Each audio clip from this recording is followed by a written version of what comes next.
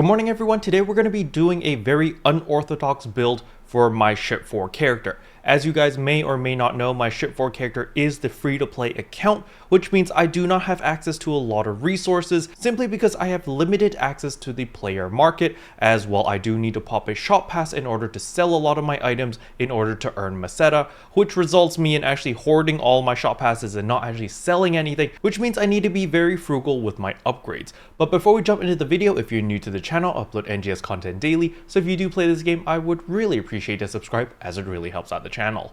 Anyway, without further ado, let's begin the video.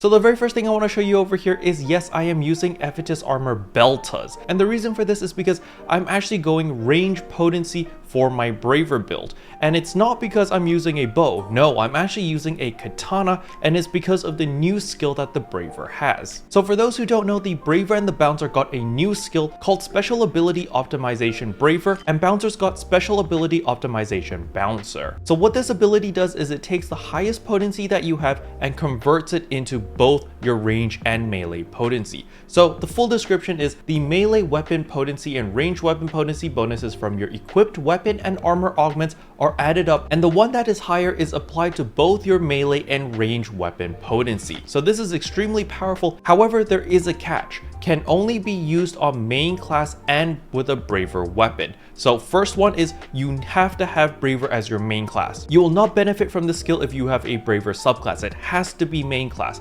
And second of all, this only applies to Braver weapons. So that is the Katana as well as the bow. Let's say for example you are a Braver main class, you are full melee potency. Let's say you're 100% melee potency, but you're a Ranger subclass and you want to use a rifle or a launcher for example. It will not work. It will not convert your melee potency into range potency for your launcher. However, there is a workaround here. The workaround is if you build full range potency, then you can subclass as Ranger and you can just use your launcher as well as all your Ranger weapons normally perfectly fine, because it's going to convert all of that range potency into melee potency when you switch to a Katana, because a Katana is a Braver weapon. So there are workarounds if you really want to rock a range class subclass. For example, you want to use TMGs or you want to use launchers or rifles or whatever. There is plenty of flexibility with this skill. Now there is a small clarification I need to make regarding the Bouncer skill, alright? Special Ability Optimization Bouncer is the same as the Braver skill, however,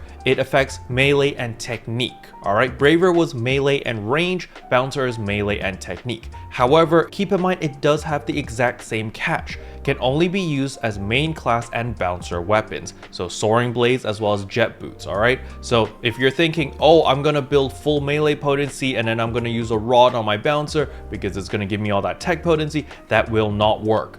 The workaround again is if you build full tech potency and then use soaring blades as Bouncer main class, then that will work. It will convert all your technique potency into melee potency. Alright, with all of that out of the way, the next thing we're going to do is we're going to be augmenting my Kouklophis weapons over here. I did settle with a fixed attack level 1 simply because I don't have a lot of time to invest on my Ship 4 character at the moment because, well, you know, new content, so Ship 2 does take priority. And so unfortunately, I was only able to farm 30 Infernium, which allows me to get a fixed attack 1 instead of 200 Infernium for the fixed attack 3, but nevertheless this is still a very solid weapon. Now do keep in mind that I did enhance this all the way to plus 50 already, as well as unlock the level 4 potential on the weapon, which is potency plus 19% and damage resistance plus 5%. However, it also gives me an additional potency plus 6% and damage resistance plus 5% towards dolls. Alright, this is very powerful. And also the base attack power for the Kouklophis weapons are relatively high at 685 versus your Kaiser weapons, which is 671.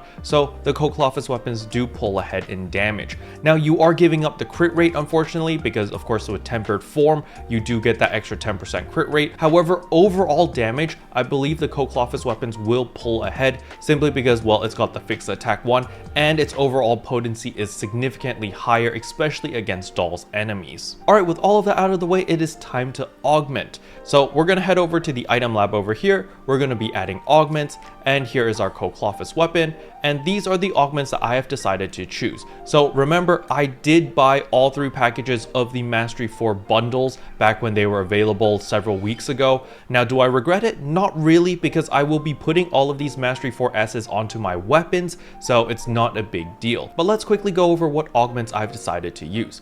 So as you can see, all of these augments over here are ranged based. The reason for this is because I am going full range potency, because it takes the highest potency and converts it and applies it to both melee and range, which is why you only want to focus on one potency and not do any mixed potencies. So the first capsule is pretty straightforward. Of course, we use precision 4 because that gives us 3% range potency. The second capsule I use over here might be a little bit of a head scratcher to a lot of people, and it is Raw Tech Doable 4. The reason I'm using this is because this is very inexpensive at the moment, and it gives you 2.75% potency without any downsides. I just wanted raw potency without having to invest a lot of money on the better capsules. There are plenty of better choices over the Raw Tech Doables. However, from cost to performance ratio wise, I think this capsule is very good for what it does at its current price point. Now next up is Croc Soul 4. Now you can use the Doldoris Soul or Doldora Soul or whatever it's called, the giant drill. However, that does have negative stats to it. It does decrease your all down resistance, which is pretty annoying. That was one of the main reasons on why I didn't want to use the Gigantics armors before, was because of all those negative status elements. But you know, you could use that as it is going to be cheaper than the Croc Soul because everyone's farming the Steer region right now. Croc Soul is actually going up in price at the moment. A lot of the older capsules, you know, the ones in Ritem, the ones in Kavaris, those capsules are starting to go up in price as people are realizing that, oh, maybe the Stia capsules aren't that great after all because they don't like all the negative stats. So this is really up to you, but I decided to go with Croc Soul 4 because it gives 10 HP, 3 PP, as well as 3% range potency. It's a very balanced capsule with a lot of positive stats. Now the next capsule I'm using is of course Mastery 4 because, well, it gives everything, so it's no brainer. Of course I'm going to use it. And the last capsule is going to be the Gigas Precision 3S because it gives 2.5% potency as well as that little bit of HP. Now, of course, later down the line, I will be upgrading this to Gigas Precision 4 if I do get the chance. But these are the capsules I'm currently using because I'm on a budget.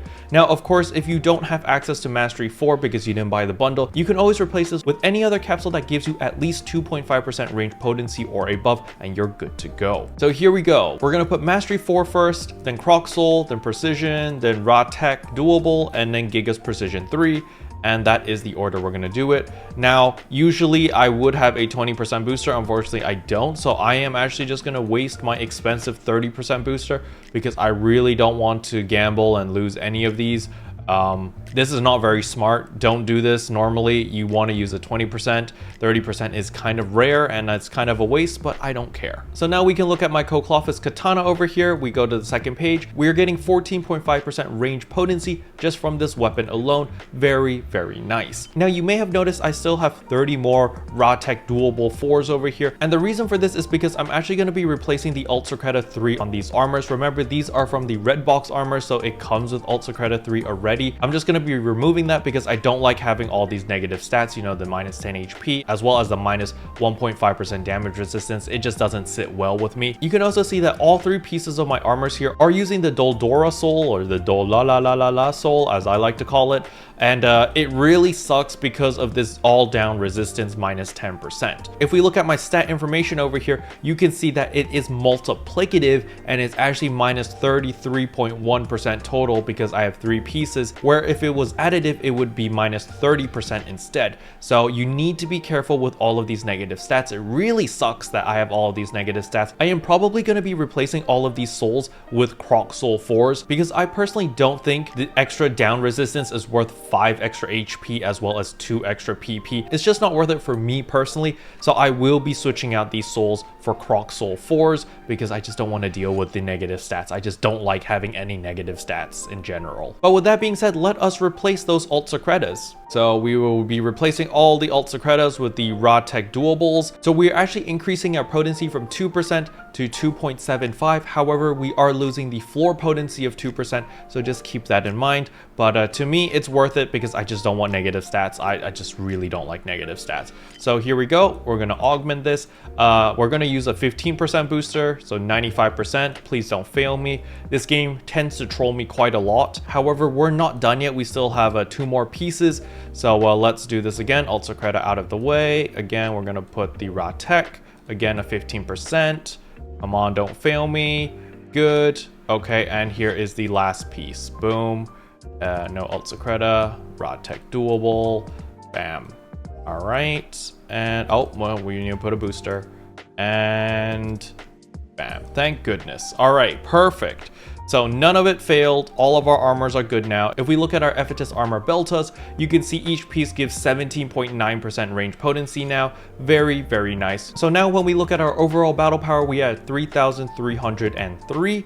And when we go over to character information, you can see that my range potency is 87.9, which means this will actually transfer over to my melee potency as long as I use a katana and I'm braver main class.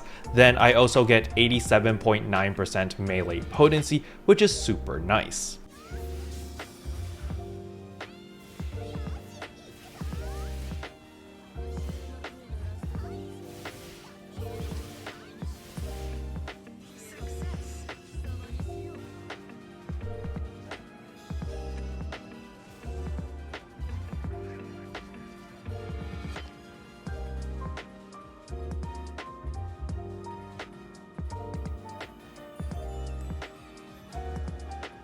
Special thanks to all the members for supporting the channel. It really means a lot to me. Thank you again.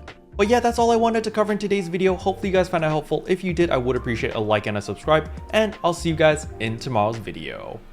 Bye! What can I say except you're welcome for the heals, the boosts, the